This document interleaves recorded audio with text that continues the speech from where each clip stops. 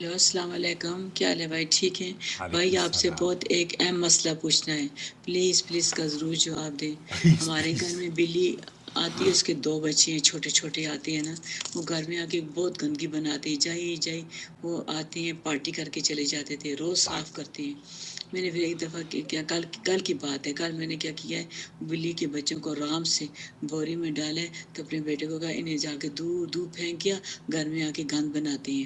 آرام سے، تو اوکے۔ بچوں کو دور پھینک کے آ گئے بلی سے، بلی اب آتی ہے ان کو ڈھونڈتی ہے۔ اب سب گھر والے میرے پیچھے لگے، آپ کو بہت گناہ ہو گیا، میں کب سے رو رہی ہوں، آپ مجھے بتائیں نا میں کیا کفارہ دوں۔ ایک بچہ باہر جو پھینکا ہے کتوں نے مار دی ہے، دوسرے بچے کا پتہ ہی نہیں ہے، تو بلی آ کے ڈھونڈتی ہے، پلیز میں بہت پریشان ہوں، مجھے بتائیں میں کیا پڑھوں، اللہ مجھے معاف کرے۔ آمین وہ گند آمین۔ بناتے تھے، بہت تانگ کرتے تھے، گند بناتے تھے۔ پلیز مجھے اس کا ضرور جواب دیں، اس کا کیا کفارہ ہوگا، میں جلدی کفارہ، جلدی دوں، اللہ کفارہ مجھ سے ناراض نہ ہو جائے، اللہ پلیز ناراض نہیں ضرور ہوگا۔ میں جواب آپ کو دیں۔ بتاتا ہوں، بالکل بالکل۔ شیخ سعد الخذلان سے یہی سوال پوچھا گیا۔ دیکھیے، جو جن حیوانات کے بارے میں آپ جاننا چاہ رہی ہیں نا، چاہے وہ کتے ہوں یا بلی ہوں، اگر یہ آپ کو ضرر، نقصان، گندگی کا سبب بنے تو ایسی صورت میں ان کے خلاف تادیبی کارروائی بھی کی جا سکتی ہے، اور ان کو البتہ جو اللہ کے رسول صلی اللہ علیہ وسلم نے منع فرمایا ہے وہ کیا ہے وہ سن لیجئے، آپ سنیں کیا کہتے ہیں۔ لا حرج عليهم في أن يخرجوها من البيت. ایسی صورت میں جب آپ کو گندگی کا خدشہ ہو کہ یہ بلیاں آپ کے گھر کو گندا کر رہی ہیں اور پارٹی منانے کے لیے آتی ہیں، تو ایسی صورت میں آپ ان کو اپنے گھر سے بوری میں ڈال کے جیسے آپ نے نکلوایا ہے نکال سکتی ہیں۔ رزقها على الله.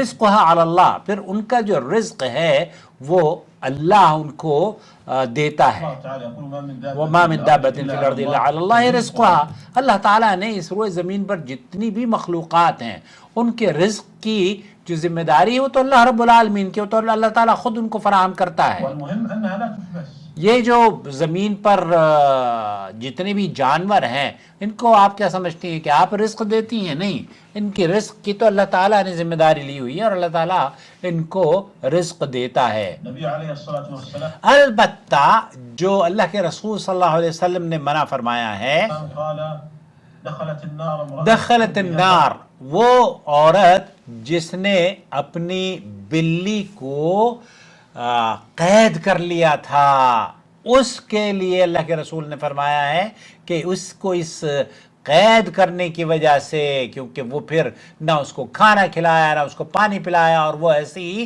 حالت میں مر گئی، تو پھر اللہ کے رسول صلی اللہ علیہ وسلم نے اس عورت کے بارے میں یہ فرمایا، دخلت النار امرأة في هرة حبستها. حبستها، پھر اس عورت کو جس نے بلی کو قید کیا تھا، لا هي أطعمتها إذ هي حبستها. اس کو قید کر لیا، اس کو جکڑ لیا، اس کو پابند کیا کہا جائے، لیکن اس کو اس کے اوپر اس کو کھانا نہیں دیا، اس کو پیاس لگی پانی نہیں پلایا، ولا هي تركتها تأكل من خشاش اور الأرض. نہ ہی اس نے چھوڑا اس کو تاکہ وہ روئے زمین پر جہاں جی چاہے، جہاں اللہ تعالیٰ نے ان کا رزق لکھا ہے وہ کھا لیتی۔ هذا يدل على يعني أنها لو تركت تو هذه اس حدیث سے بھی یہ پتہ چلتا ہے کہ عورت یا مرد اگر ظلم اور زیادتی کسی جانور پر کرتے ہیں تو پھر آپ گنہگار ہیں، لیکن اپنے گھر کی حفاظت کے لیے، اپنے گھر میں گندگی نہ ہو اس کو بچانے کے لیے، اگر کچھ بچوں کو آپ کہتے ہیں کہ ان کو لے جاؤ اور دور چھوڑ جاؤ، تو پھر دور چھوڑنے پر آپ کو مواخذہ، آپ کے اوپر کوئی کارروائی نہیں کی جائے گی، یہ کوئی گناہ نہیں ہے، کیونکہ آپ نے اس کو سزا نہیں دی ہے، آپ نے اپنے گھر کی حفاظت کے لیے یا گھر میں گندگی نہ ہو یہ سمجھنے کے لیے، بیماریاں پیدا نہ ہوں، کیونکہ ظاہر ہے جب بچے ہوں گے اور پیشاب پخانہ بلیاں کریں گی، کتے بلی جب اس طرح کی گندگیاں کریں گے تو وہ نقصان دہ ہے، تو ایسی صورت میں آپ نے اپنے آپ کو نقصان سے بچاتے ہوئے انہیں صرف اپنے گھر سے دور کیا ہے۔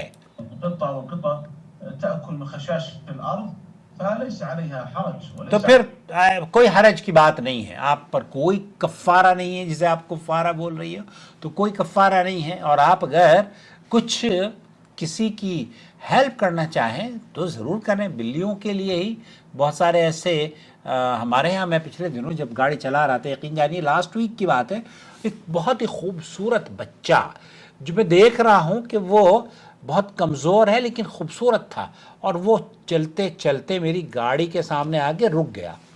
ادھر سے ایک آدمی مجھے دیکھ رہا ہے اور میں اس بچے کو دیکھ رہا ہوں.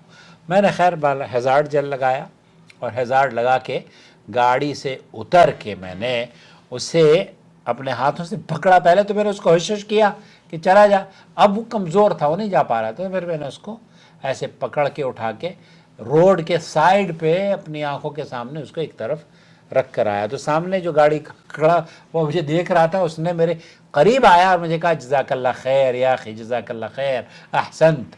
اس نے کہا اللہ آپ نے بہت اچھا کام کیا ہے، اللہ آپ کو جزائے خیر دے.